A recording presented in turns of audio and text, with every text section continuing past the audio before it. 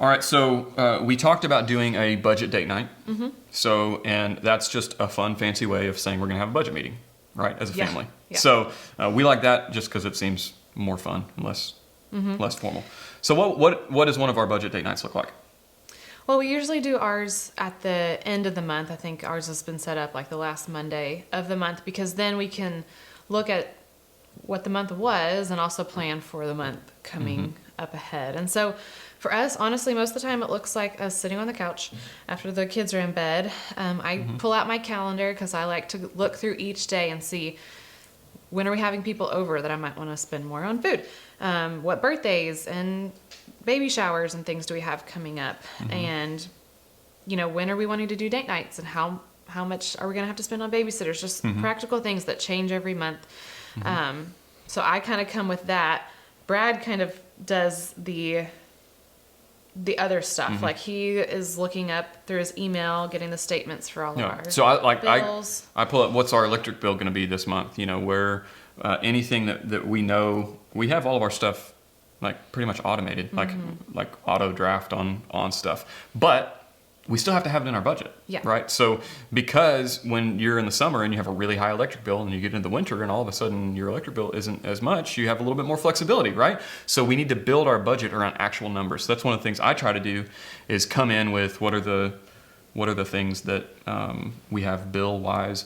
And then most of the time, because I'm a budget spreadsheet nerd, right?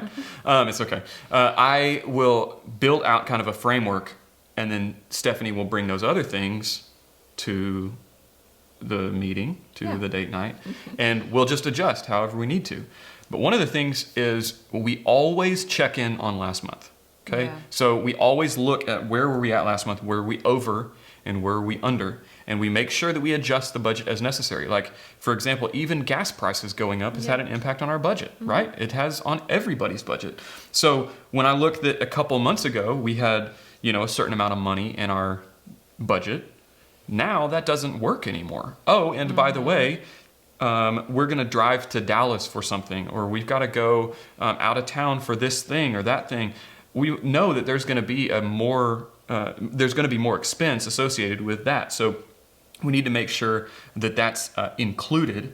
Or if we missed something last month that we need to make sure that we pay for this month. Yeah. Right? Yeah. Or, hey, we had a doctor's appointment and we have this bill now that we got to take care of. So we need to put it in this month's. So we're never just looking forward. We're always looking back and looking forward to figure out how we can make our budget. What are some other things we talked through during our budget meeting? We talked about goals. We talked goals, through things we're trying to save up for, or long-term goals, short-term goals, all of those things. I think it's also easy to just get to that day and just say, oh, we don't really want to talk about it.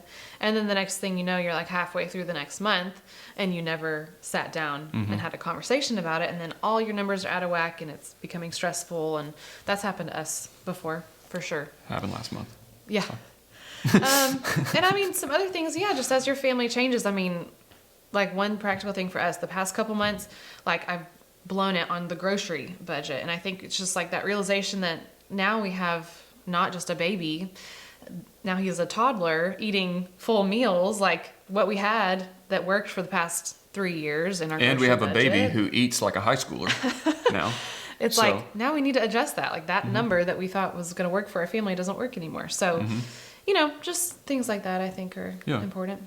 And then, like we mentioned in the other video, holidays and birthdays always sneak up on us, right? Yeah. And so even thinking through Christmas coming in a few months, we can't wait. We're not going to be spending, money just in December for Christmas, right? We need to make sure that we have a plan on how we're going to get there, because the expenses that are associated with Christmas can't just fit in our December budget. Right. Like we need to plan for it, and we need to save up for the things that we're going to do during the Christmas season. So we're going to have another video on that. But that's the kind of thing that we talk through when it comes to our budget conversations. Yeah. How long do we normally spend in a budget conversation? Well, I think now it can be like 10 minutes, but I think at the beginning, It was longer. I mean, half an hour, an hour, because it just takes a little bit of time to go through each line item and things. And the more you do it, the faster it'll be, and it doesn't even have to be a big production by any means. It's not. Now, let me ask you this. Have we ever disagreed during our budget meeting? Oh, yeah. Yes. Yes, for sure. Our budget meetings oftentimes can be like, no, I don't think we need to spend money on that. Yes, we have to spend money on that. Why would you spend money on that? Well, and there's a dialogue, right? And it's healthy, but we're talking through it, right? The thing that's different about that kind of dialogue, even it's never gotten heated. We're not like yelling at each other or anything.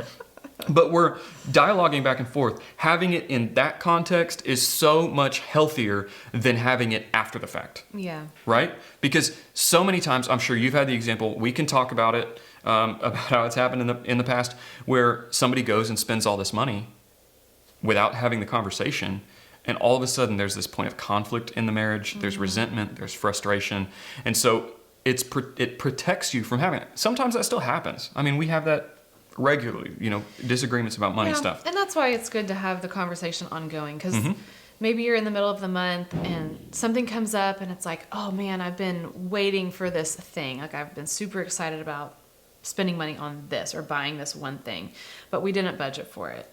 So then talking to Brad about it and saying, hey, like, do we have room for this? Yes, or not. And giving each other that grace of saying, well, let's look at it, and let's see if we can shift some things around, and just encouraging each other in that way, I think is important too. Yeah.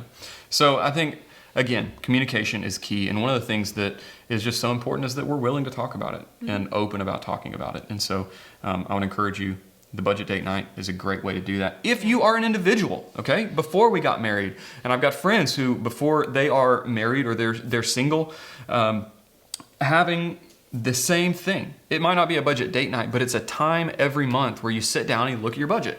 Where are you at? Where are you going? What are your goals? How is your spending happening? Because it doesn't have to even be a relationship thing within a marriage.